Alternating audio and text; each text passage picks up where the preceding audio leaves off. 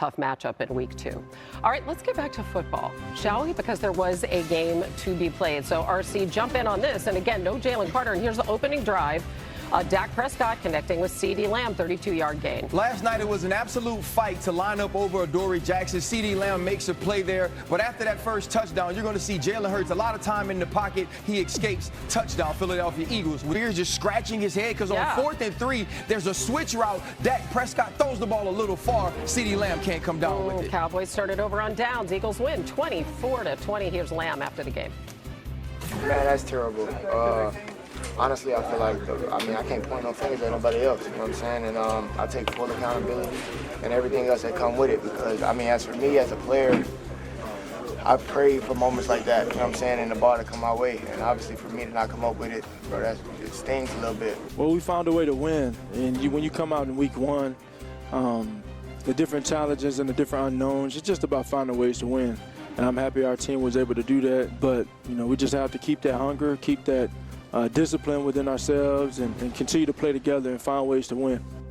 Here's the thing about Jalen Hurts. He really didn't take too many risks yesterday. He completed 83% of his passes, second best in his career. Just one of them traveled more than 15 yards downfield. That was a 51-yard completion to Jahan Dotson. I mentioned the 2 rushing touchdowns on the tush push. He has 88 in the last 4 seasons, 38 more than the next closest player, which is, as you might guess, Josh Allen.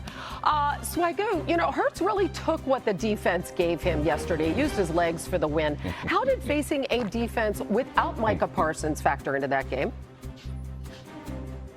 Yeah, I couldn't help but think about what about chase downs, and that's something that I marveled with Micah Parsons, his athletic ability, his speed, especially when you have quarterbacks like a Jalen Hurts. Maybe he would have got there a couple steps before Jalen converted a 3rd down with his legs. Maybe he would have got there in the backfield to sack him. These were the type of things that kind of glare when you look at his absence, right, with these athletic quarterbacks. And you think about this pass rush for the Dallas Cowboys. They had some success, but a lot of football now, and RC knows this as well, is your ability to convert and chase. And I'm going to bring that up all season long. You think about the Myles Garrett. You think about Micah Parsons down in Green Bay. You think about these elite rushers with the speed and the ability to even corral quarterbacks when they do break outside the pocket. That was the thing that was missing from this defense last night, is having that one guy that can get on his horse and chase down a quarterback like Jalen Hurts and negate a 3rd down conversion, which ended up playing a huge factor in this football game, especially with his legs. Let's talk about what was missing from the defense on the other side. Obviously, Jaylen Carter is an incredibly unique player, right? His loss loomed large, but you mentioned over the highlight, they just kept targeting Adoree Jackson over and over.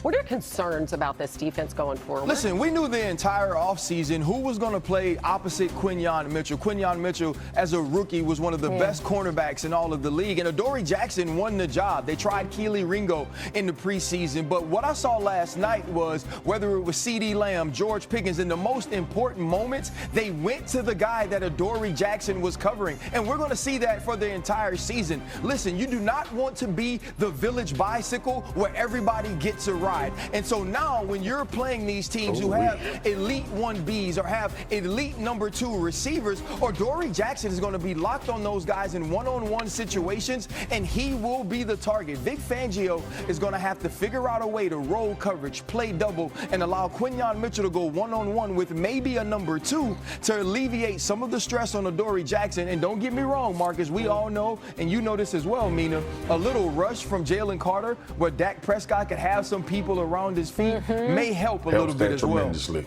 Man, I just keep going back to the village bicycle and an image of Marcus and Mina on a bicycle. One of my favorite. Bicycle at Disney. That's my dog. One of my favorite photos of all time. Big wheels.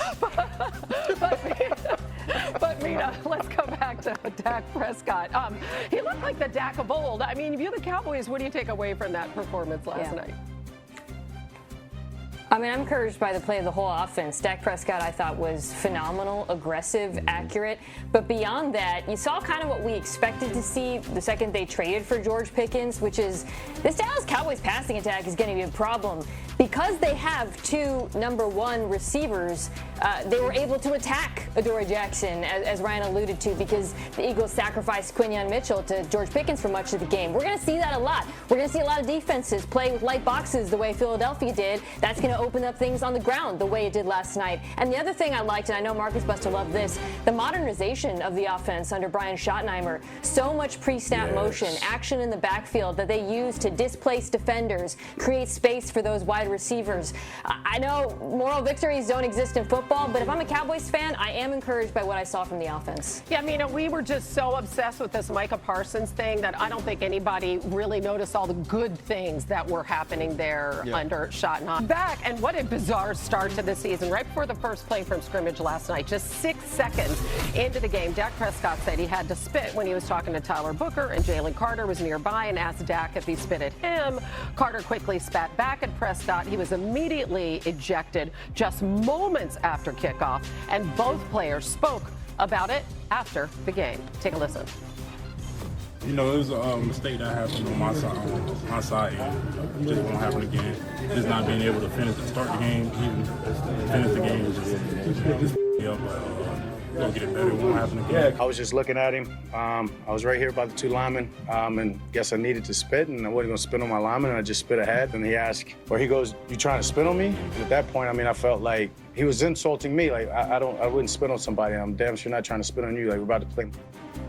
Yeah, so the Eagles lose their best defender right from the get-go. How would you characterize, RC, what you saw last night from Carter? Well, I think first off, you showed a large level of immaturity, right? You also have to understand the lack of respect that shows for any human that you would spit on them. And even if you're asking Dak Prescott the question, hey, did you spit on me? That means that, or did you spit at me? That means he ain't spit on you.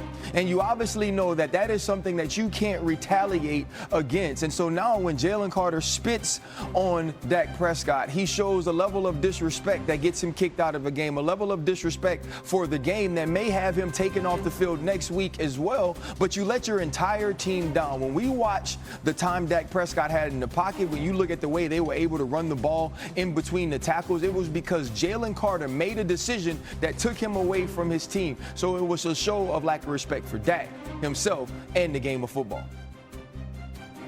Yeah, it's also impulse control. I teach my kids all the time, like you could build a lifetime of credibility and make a stupid decision for 30 seconds, and it can ruin everything you've built up until that point. And hopefully Jaylen Carter can go further and learn from this, but learning from this means you don't do stupid things anymore, because this was absolutely stupid. I don't want anybody to misconstrue that, even though me and RC are talking about the lesson that you can learn through this.